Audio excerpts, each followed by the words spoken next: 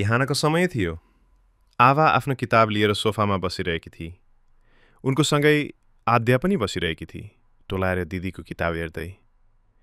आद्या, आज म तिमीलाई एदेखि जीसम्म सिकाउँछु है? ओ, आभाले भनिन्। बा, आद्या खुसी हुँदै हाँसी। हेर त, आभा पुस्तक खोल्दै भन्छिन्, ए फर एप्पल, रातो स्याउ देखाउँदै। आद्या मुस्कुराई र हात बढाई। खानुपर्ने होइन है, यो त किताबको चित्र हो, आभा हाँसी। बी फर बल, आभाले भनिन्, राम्रो नाच्ने बल। आद्या हातले घुमाएको जस्तो गरी नाच्न थाली।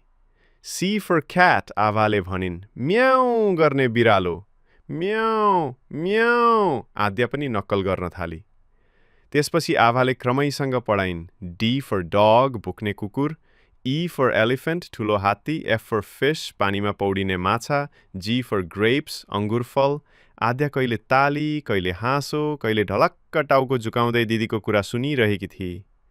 आद्या, तिमी त एकदमै चाँडै सिक्ने नानी हौ, आभा खुसी हुँदै भनी।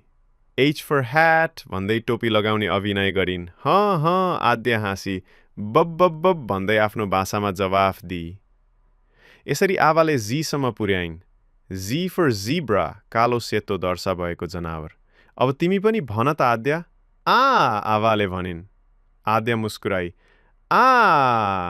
ब्युटिफुल, आमा ढोका बाहिरबाट हेर्दै मुस्कुराइन्। दिदीबाट सानी बहिनीले कति धेरै कुरा सिकिरहेकी। अन्त्यमा आभाले आद्यालाई अङ्गालो हाल्दै भनिन्, तिमी एक दिन म भन्दा पनि चतुर हुनेछौ, म तिमीलाई हरेक दिन A to Z सिकाउनेछु। आद्या दिदीको अनुहारमा चुम्बन दिँदै गु गु गरी र उनीहरूसँगै किताब हेर्दै रमाउँदै बसे।